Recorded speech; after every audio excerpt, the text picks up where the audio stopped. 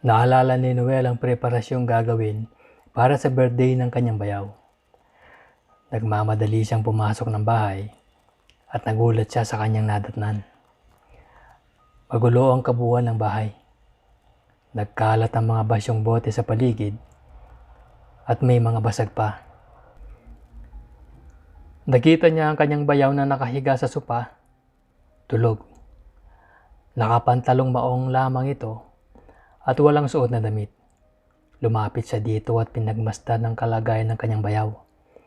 Napansin niya ang luha sa mga mata nito. Nagtaka si Noel. Naguluhan.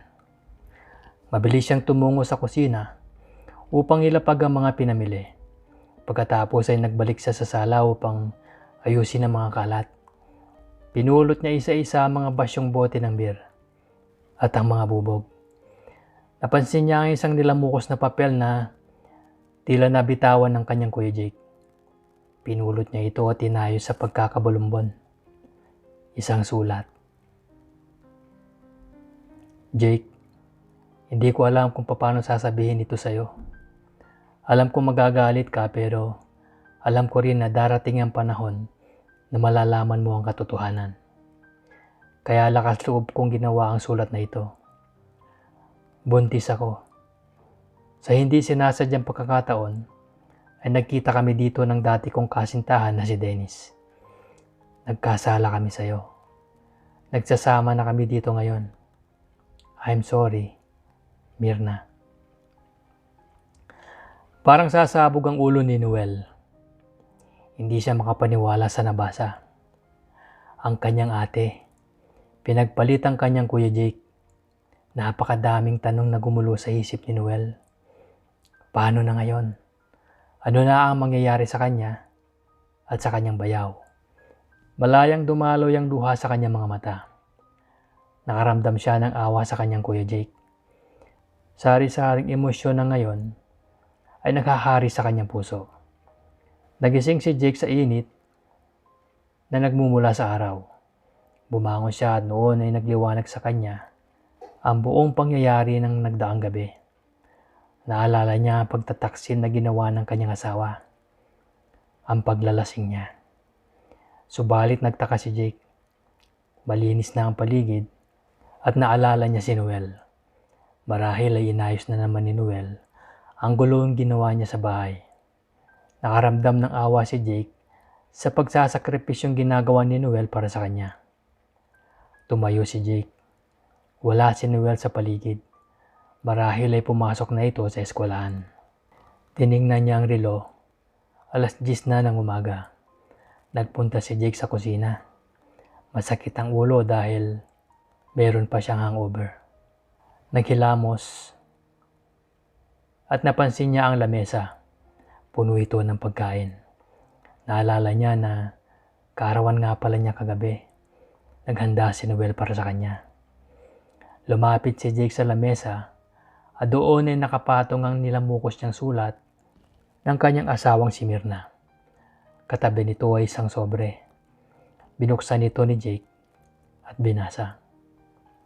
Kuya Jake, alam ko na ang ginawa sa iyo ni ate.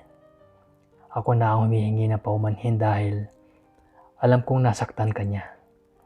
Masakit din para sa akin nang makita kang nasasaktan. Mahal kasi kita, kuya. Napamahal ka na sa akin. Pero alam kong wala na ring dahilan upang manatili pa ako dito sa bahay. Kaya pasensya ka na kung sa sulat ko na lang nagawang nakapagpaalam. Baka kasi hindi ko masabi sa iyo ng personal. Marahil pag nabasa mo ang sulat na ito, ay pauwi na ako ng probinsya namin. Pag-iusap kuya, sana huwag mong pabayaan ang iyong sarili. Maraming salamat sa lahat. Hinding-hindi kita malilimutan. Noel. Nagilid ang luha sa mga mata ni Jake. Parang balaraw na sumaksak sa kanyang puso ang bawat titik ng sulat ni Noel. Dama niya ang sobrang sakit. Hanggang sa tuluyan na siyang napahugulgol.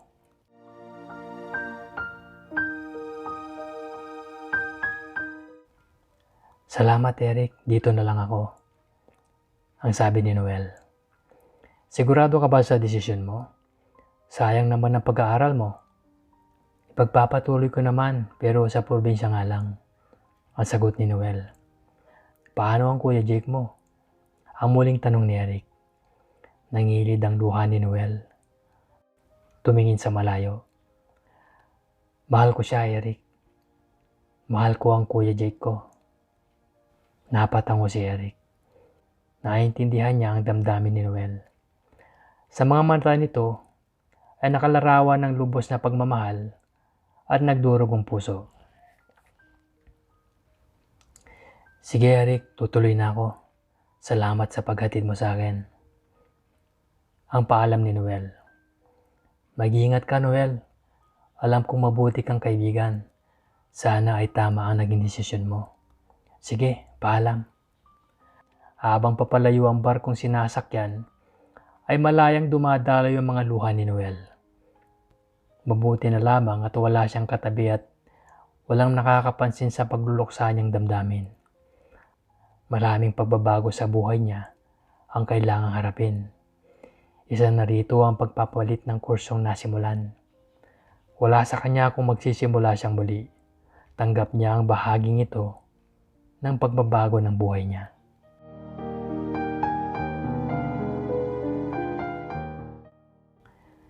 Limang taon nang mabagal na lumipas, simula nang lisanin ni Noel ang Maynila.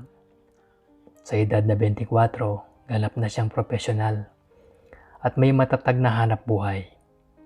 Walang gabing hindi niya naisip ang kanyang Kuya Jake.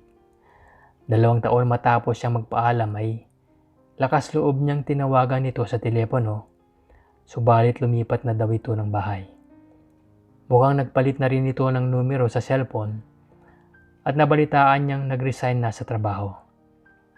Alam na ni Noel na tama lamang ang ginawa ng kanyang kuya upang tuluyang makalimot. Yun ang huling pagtatangka niyang makausap ang kanyang bayaw. Ngayon ay isa ng makisig na lalaki si Noel. Lahat halos ay nabibighani sa kanyang kagwapuhan. Ang dating payating katawan, ngayon ay nagkalaman. Pinilit limutin ni Noel ang kanyang nakaraan sa pamamagitan ng iba't ibang lalaki.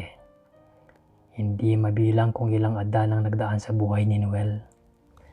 Subalit wala ni isa man ang makakapantay sa kanyang Kuya Jake, ang tanging lalaking kanyang minahal.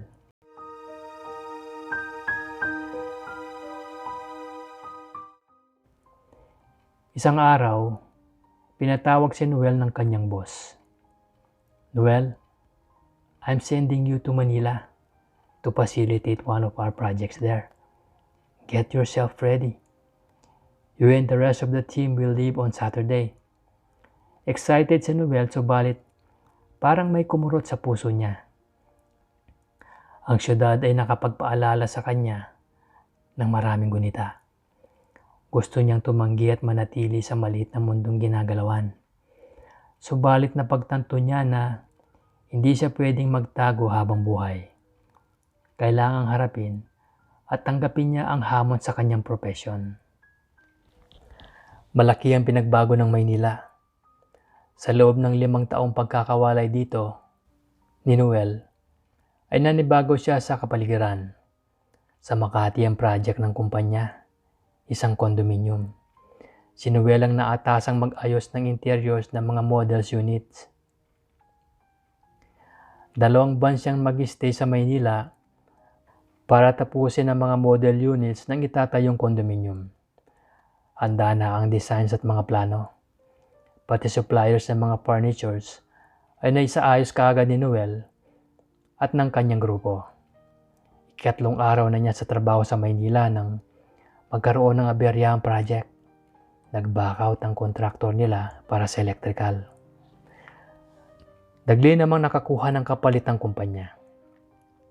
Maliban doon, ay pinapalitan din ng designs ni Noel para sa studio type unit. Lunes, busy si Noel. Pati ang ilang tauhan niya ay abala. Masusing inaayos ng binata ang bagong disenyo para sa studio type na model unit ng magaling ang phone niya. Sir, pwede daw ba kayong maabala sandali? Kakausapin daw kayo ng electrical engineer, ang sabi ng receptionist. Busy ako, pwede mamaya na lang. After an hour, okay? Ang sagot ni Noel. Okay sir, ang sagot ng receptionist. Wala pang isang oras ang nakalilipas na muling magring ang telepono ni Noel. Sir, pwede na daw ho ba kayong kausapin ni Engineer Perez? Ang tanong niyang receptionist. Hindi ba pwedeng mamaya na lang? Busy pa ako eh, ang sagot ni Noel. Nadinig ni Noel sa kabilang linya ang pangungulit ng engineer. Kaya sinabihan niya ang receptionist na patuloy na ito. Nakarinig ng katok sa pinto si Noel. Come in, ang sagot ni Noel subalit patuloy pa rin sa pagguhit sa drafting board. Noel, pamilyar kay Noel ang tinig. Hindi siya maaring magkamali. Dagli siyang napalingon sa lalaking naharap. Kuya Jake? Nagkatitigan ng dalawa. Malaki na ang pinagbago ni Noel simula nang huling makita ito ni Jake. Ang dating payat na bayaw, ngayon ay masasabing isang lalaking lalaki sa tindig at forma. Parang hindi ito ang Noel na dati niyang kakilala. Subalit ang mapupungay nitong mata, ang mga labi, ang kabuuan nito ay pawang nagpapaalala sa kanya ng kanilang nakaraan. Nang malaman niya kanina na ang project manager ay nagngangalang Noel Robles, ay dagdi siyang kinabahan. Alam niya ito si Noel ng kapatid ng kanyang dating asawa. Hindi niya malaman kung aalis siya o mananatili. Subalit nagpasya siyang harapin ang lalaking naging mahalagang bahagi ng buhay niya. Parang tumigil ang mundo ng mga oras na yon. Hindi makapaniwala si Noel na nasa harap niya ngayon ang kanyang Kuya Jake. Ang lalaking minahal niya noon at hanggang ngayon. Parang walang pinagbago ang kanyang dating bayaw. Mas maaliwalas ang mukha nito ngayon. Hindi mapapansin na nadagdagan ang edad nito. Makisig pa rin ang kanyang Kuya Jake. Sa suot nitong puting long sleeve at maong na pantalon, ay lutang na lutang pa rin ang kakisigan nito. Ang kakisigang pumukaw sa kanyang tunay na pagkatao. Hindi makapagsalita si Noel. Parang wala siyang lakas. Lumapit si Jake kay Noel.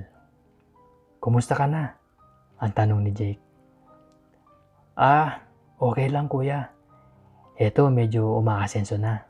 Ikaw, kumusta ka na? Nag-resign na ako sa dati kong trabaho. Tumatanggap ako ng mga kontrata ngayon. Meron na akong isang maliit na kumpanya. Gustong sabihin ni Noel sa kanyang Kuya Jake na alam niyang lahat. Ang paglipat nito ng tahanan, ang pag-alis nito sa dating trabaho.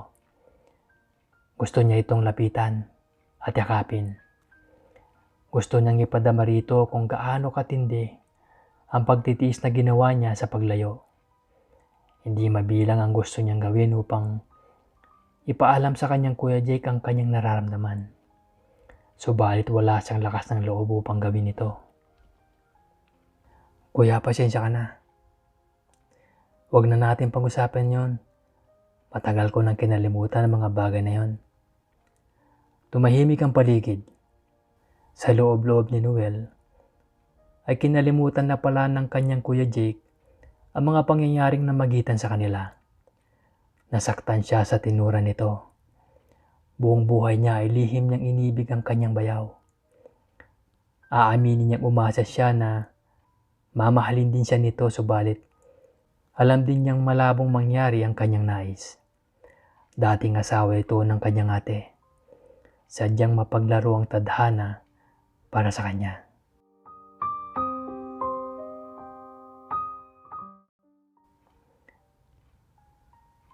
Napatungo si Noel. Hindi na ikubli ang luhang kanina pa. Nagbabadyang umagos sa kanyang mga mata. Napansin ni Jake ang pagluha ni Noel. Lumapit si Jake at niyakap si Noel. Tuluyan nang kumawala ang emosyon na kinikimkim ng binata.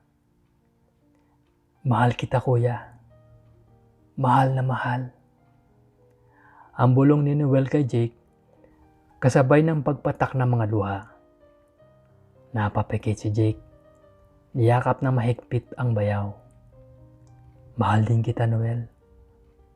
Noong umagang umalis ka, mas nasaktan ako nang iniwan mo ko. Pakiramdam ko ay nawala ang lahat sa akin. Mahal kita, Noel. Noon pa. Naduwag lang ako. Natakot.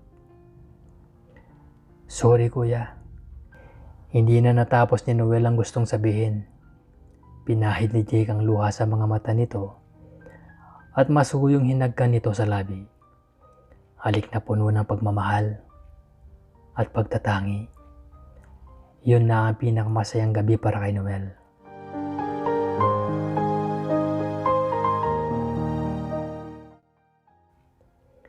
Piping saksi ang ulan sa labas sa ligayang kanyang nadarama.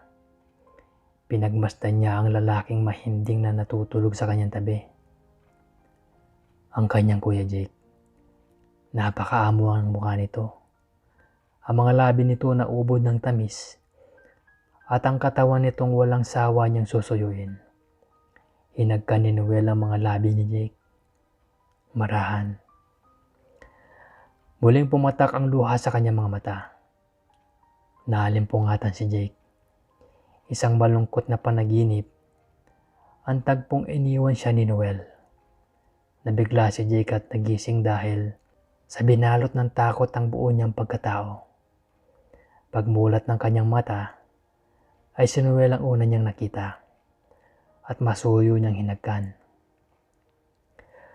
Huwag mo kong iiwan, Noel. Ipangako mo.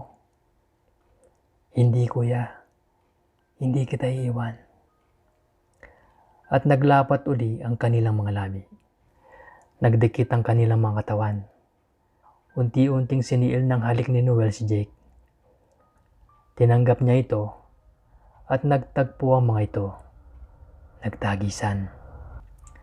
Kagabi lamang nila huling pinagsaluhan ng isa't isa. Subalit ngayon, ay handa silang muli na pukawi ng tinitimping pagnanasa ng kanilang katawan. Kasabay sa paglakas ng ulan, ay ang pagbuhos ng mga pagmamahal sa dalawang nilalang na muling pinagtagpo ng tadhana. Hindi alintana ang bagyong dumapo sa kanilang buhay. Ang unos na nagtangkang paglayuin sila. Ang tagistis ng ulan, lambik ng pagmamahal, wagas na pag-ibig, ang siyang naging daan. Ang tunay na pag-ibig ay sadyang makapangyarihan.